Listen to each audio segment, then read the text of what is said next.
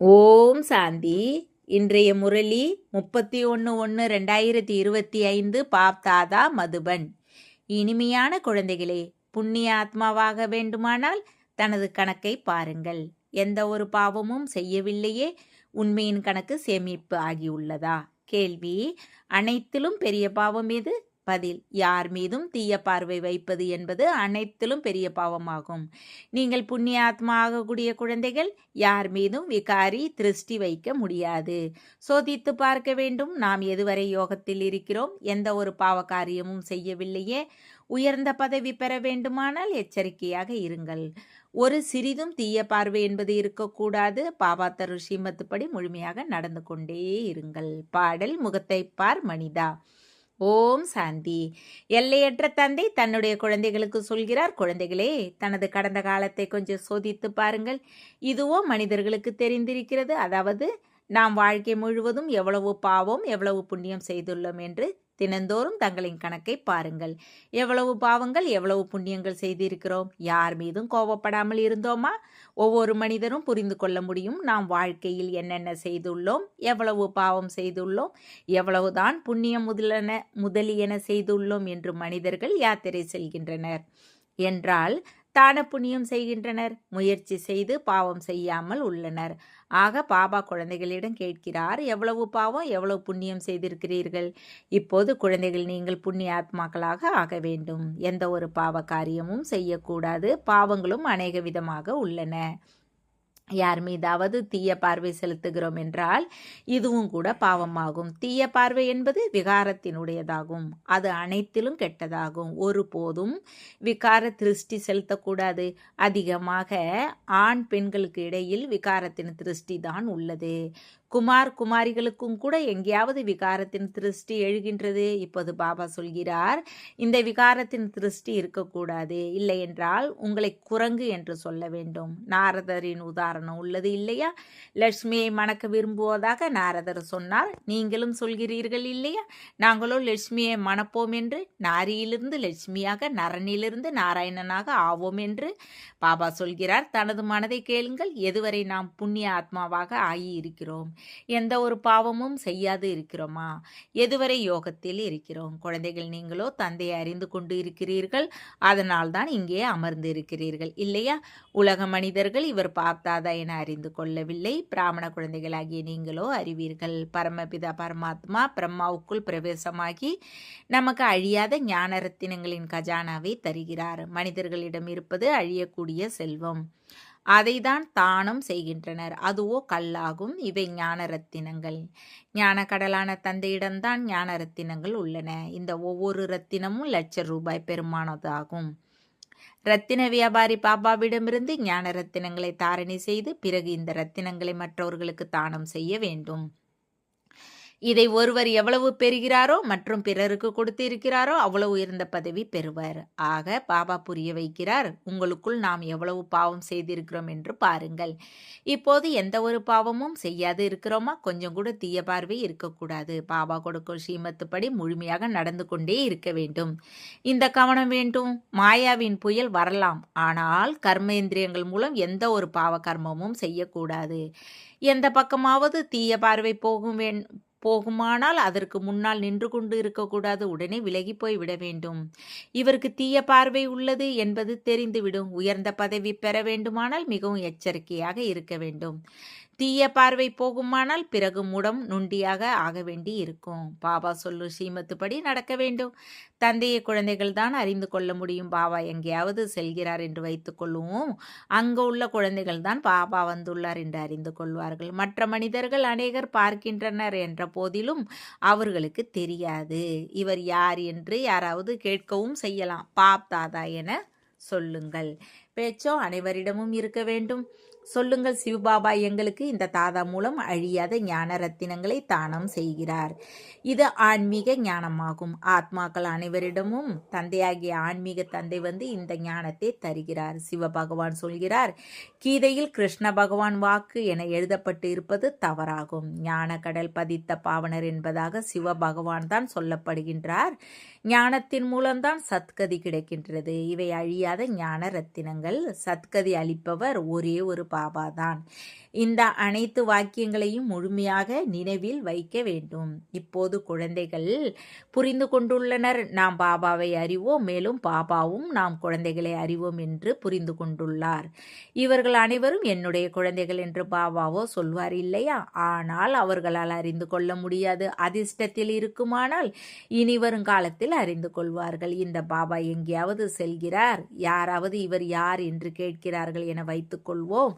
நிச்சயமாக சுத்த பாவனையுடன் தான் கேட்பார்கள். பாப் தாதா என்ற வார்த்தையையே சொல்லுங்கள். எல்லையற்ற தந்தை நிராகாரர். அவர் எதுவரை மானுடலில் வரவில்லையோ அதுவரை தந்தையிடமிருந்து ஆஸ்தி எப்படி கிடைக்கும்? ஆக சிவபாபா பிரஜா பிதா பிரம்மா மூலம் தத்தெடுத்து ஆஸ்தி தருகிறார். இவர் பிரஜா பிதா பிரம்மா மற்றும் இவர்கள் பிரம்ம குமார் குமாரிகளுக்கு படிப்பு சொல்லி தருபவர், ஞானக்கடல்.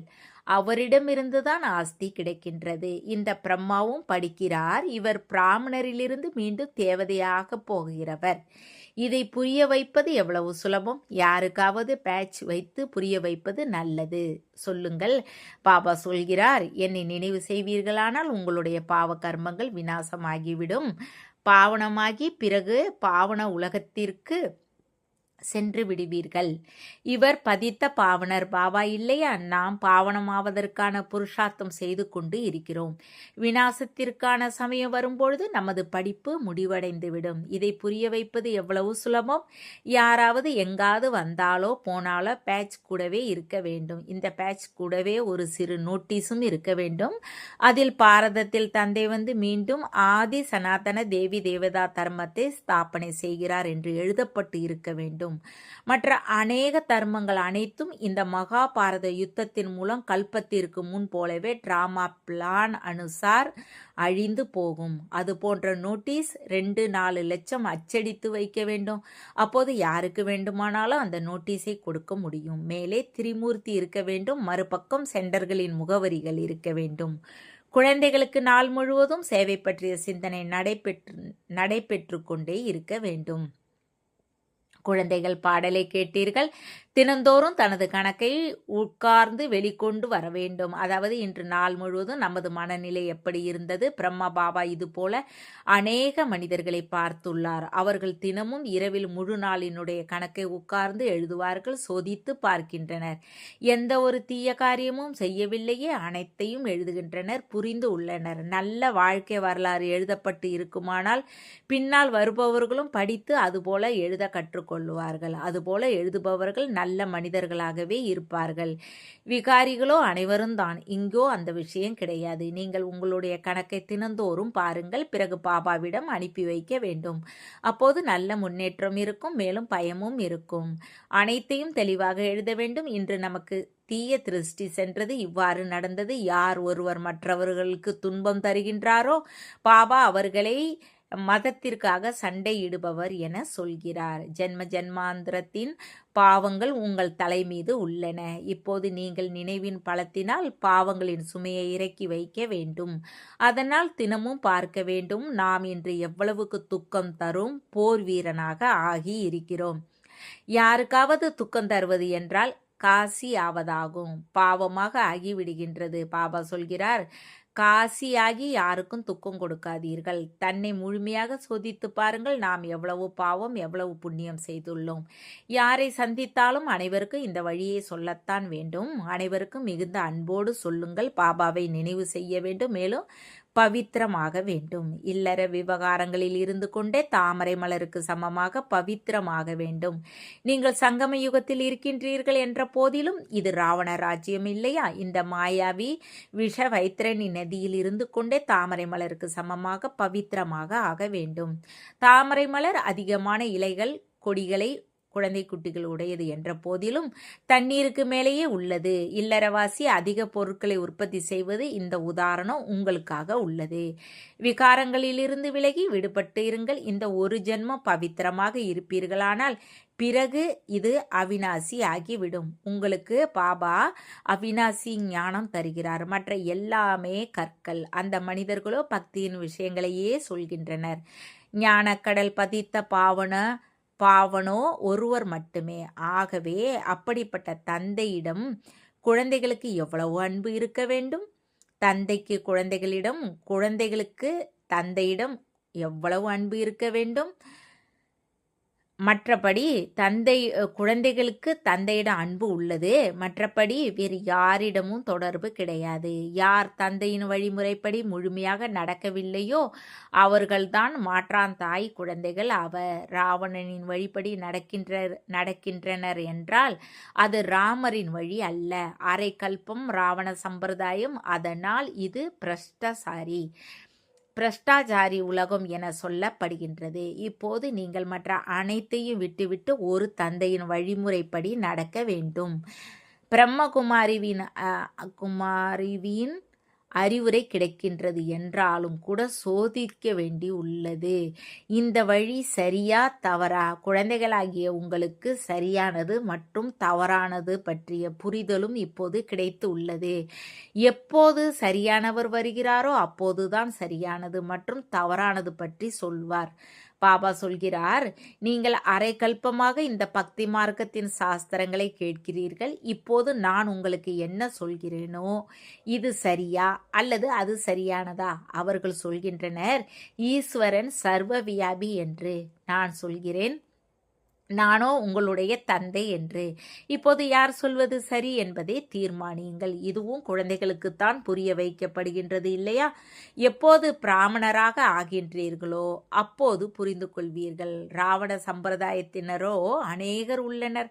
நீங்களோ குறைவானவர்களே இருக்கின்றீர்கள். அதிலும் நம்பர்வார். யாருக்காவது தீய பார்வை இருக்குமானால் அவர்கள் ராவண சம்பிரதாயத்தினர் என சொல்லப்படுவார்கள். எப்போது முழு சிருஷ்டியும் மாறி தெய்வீகமாக ஆகின்றதோ அப்போது ராம சம்பிரதாயத்தினர் என புரிந்து கொள்ளப்படுவார்கள். தனது மனநிலை மூலம் ஒவ்வொருவரும் புரிந்து கொள்ளவோ முடியும் இல்லையா? முதலிலும் ஞானம் இல்லாது இருந்தது. இப்போது பாபா வழி சொல்லி இருக்கிறார். ஆக பார்க்க வேண்டும். அவினாசி ஞான ரத்தினங்களின் தானம் செய்து கொண்டே இருக்கிறேனா? பக்தர்கள் அழியக்கூடிய செல்வத்தை தானம் செய்கின்றனர். இப்போது நீங்கள் அழியாத ஞான ரத்தினங்களை தானம் செய்ய வேண்டும், அழியக்கூடியதை அல்ல. அழியக்கூடியதை செல்வம் இருந்தால் சேவையில் ஈடுபடுத்தி கொண்டே செல்லுங்கள். பதித்தர்களுக்கு தானம் செய்வதால் பதித்தமாகவே ஆகி விடுவீர்கள். இப்போது நீங்கள் உங்களுடைய செல்வத்தை தானம் செய்தால் இதற்கு பிரதிபலனாக 21 பிறவிகளுக்கு புது உலகத்தில் கிடைக்கின்றது. இந்த அனைத்து விஷயங்களும் புரிந்து கொள்ள வேண்டியவையாகும். பாபா சேவைக்கான யுக்திகளும் சொல்லிக்கொண்டே இருக்கிறார். அனைவர் மீதும் இரக்கம் காட்டுங்கள். பரமபிதா பரமாத்மா பிரம்மா மூலம் ஸ்தாபனை செய்கிறார் என்று பாடவும் பட்டுள்ளது. ஆகையால் அர்த்தத்தை அவர்கள் புரிந்து கொள்ளவில்லை. பரமாத்மாவையே சர்வவியாபி என்று சொல்லிவிட்டுள்ளனர். ஆக குழந்தைகளுக்கு சேவை செய்வதில் அதிக ஆர்வம் இருக்க வேண்டும். மற்றவர்களுக்கு நன்மை செய்வீர்களானால் தனக்கும் அதில் நன்மை ஏற்படும். நாளுக்கு நாள் பாபா மிகவும் எளிமையாக ஆகிக் கொண்டே செல்கிறார். இந்த திரிமூர்த்தியின் சித்திரமும் மிக நல்ல ஒரு பொருள். இதில் சிவபாபாவும் இருக்கிறார். பிறகு பிரஜா பிதா பிரம்மாவும் இருக்கிறார். பிரஜா பிதா பிரம்மா குமாரிகள் மூலம் பாரதத்தில் 100% பவித்ரத்தா சுகம் சாந்தியின் தெய்வீக சுயராஜ்யத்தை ஸ்தாபனை செய்து கொண்டு இருக்கிறார்.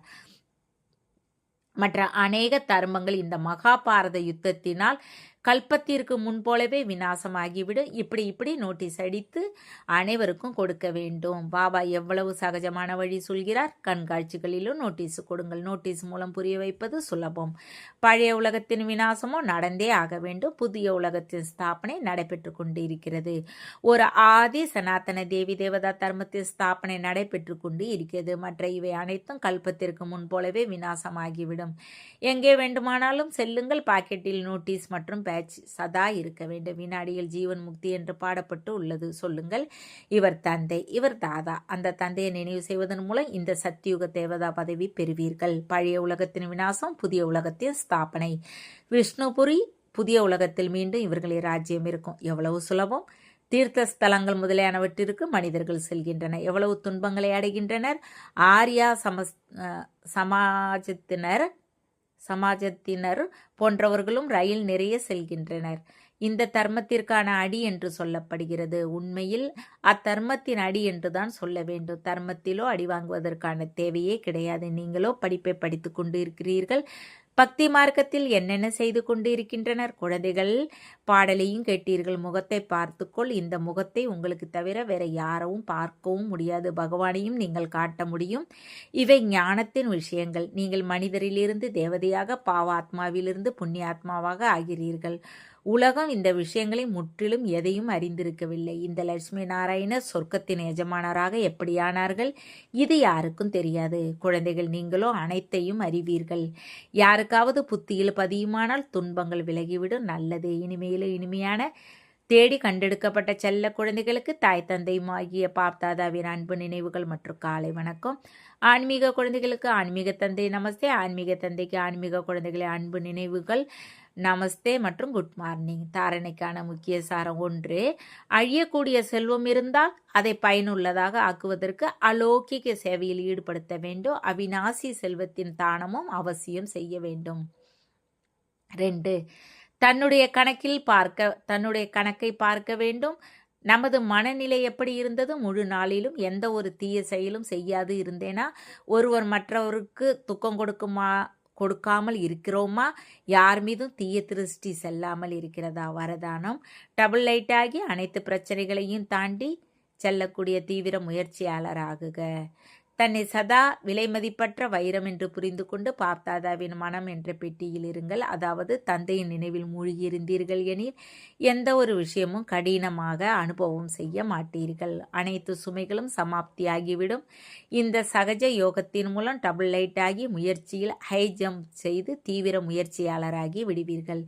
எப்பொழுதெல்லாம் கடினம் என்ற அனுபவம் ஏற்படுகிறதோ அப்பொழுது தந்தையின் எதிரில் அமர்ந்து விடுங்கள். மேலும் பாப்தாதாவின் வரதானங்கள் என்ற கை தன் மீது இருப்பதாக அனுபவம் செய்யுங்கள். இதன் மூலம் வினாடியில் அனைத்து பிரச்சனைகளுக்கும் தீர்வு கிடைத்துவிடும். ஸ்லோகன். சகயோகத்தின்